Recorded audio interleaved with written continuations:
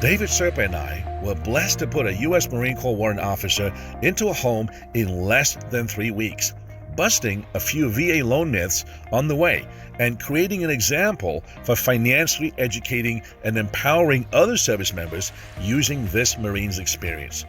Please watch, enjoy, and share. Hey guys, Charles Mamadivi here today with MilitaryHomeBuyerToday.com, and here with some wonderful military clients, the Espindola family that we just closed on their VA home loan, and their agent David Serpa, the private Marine who really worked hard to put these guys into a home. And we just wanted to take a moment to share how the process was and how the journey was, if you would. Yeah. So the offer was originally accepted by the sellers on December 5th. We got the green light to close or whatnot on December 12th, and I wasn't expecting that at all. What I was expecting was kind of rolling into the new year and then getting more information or more word as far as us being able to close it and move in. That's not, we didn't do anything to do that. I mean, I did a little bit, but you as a lender made a lot happen in order to get that escrow process done that quickly. Yeah. And then not make it, and this is the second time that you used your VA loan. Yes. And you didn't have to take any closing costs out of pocket.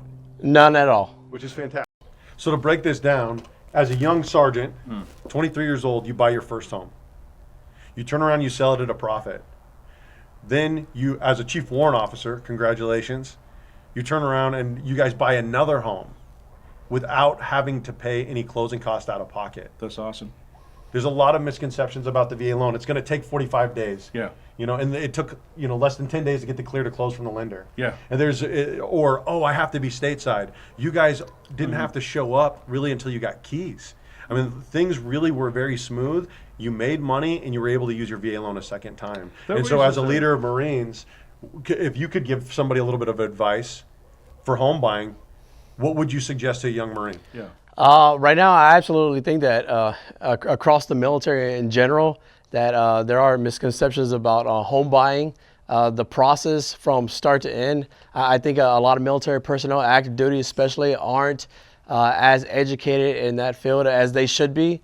We have such a tremendous responsibility as real estate professionals, right? I mean, in light of what you just said, and we've seen that before. We've talked to other service members like, hey, we don't have that information on base. We're not encouraged to use our VA home loan benefit, our entitlement. They'd rather, take that whole BAH and stuck it up in base housing. Whereas, tax-free, you could apply that to your own home. Sure. We've got such a responsibility to teach and educate our service members, don't we? I agree. Well, that's one of the reasons why we're bringing the Veterans Association of Real Estate Professionals here. And I'm sorry to get preachy with you guys right here. And I know that this is a Sunday and your guys' time is valuable. But like Vegas was able to go from the 44th county for people using their VA loan to the number 3rd. Wow. And within a matter of a few years. People don't know that this is even an option that's available to them. And I associate it with, getting out of the Marine Corps and then taking out student loan debt. Wow. People don't even realize that this is an option. People have been discouraged from using their VA loan. Yeah. They're not putting money in their pocket. They're not making good financial decisions. And they should look at people like Paul and Cindy as a good example for them in this community so that we can start educating, start creating good wealth, building opportunities for Marines, make them landlords, create good financial sound investments, and then when they get out, they're going to have that sense of purpose and have a little bit of a cushion, and maybe we'll see maybe we'll lose a little bit less. You know what I mean? Yeah. And I'm sorry to go one step further. Maybe not just we'll lose a little bit less, but we'll have Marines living better lives that we were designed for during our time of service. Yeah. I love being a Marine.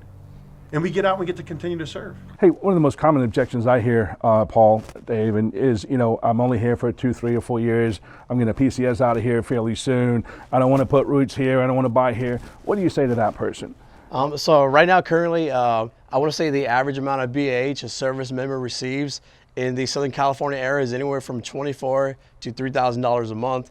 And if an individual were to use that in a mortgage, it would definitely be something positive that would be utilized as opposed to living in government-based housing. There's 2 options that you have. You can either rent or you can sell it. David Serpa sold my house, the first one that I owned, and we did receive a positive return once we sold the house. Or the option that you could do is become a landlord. That's a financial education. Taking something like this and creating an asset out of it, taking your BAH, having and then paying it off, and then when you leave, having somebody else paying it off for you, so that maybe you have 3 houses or 4 houses that are being paid off by other people because you're a landlord. You're creating wealth. And what I love about what you've done is you're creating generational wealth and generational knowledge for you and your family so that you can help change their lives, which I think is the most important part about real estate and continuing forward with service. But I love you for what you're doing, brother. What an awesome story. Honestly, it was just an honor and a privilege to be a part of this and what you guys just, did and accomplished. And thank you for referring them. And thank you for your service and trusting us. And what a blessing. It was great. Thank you.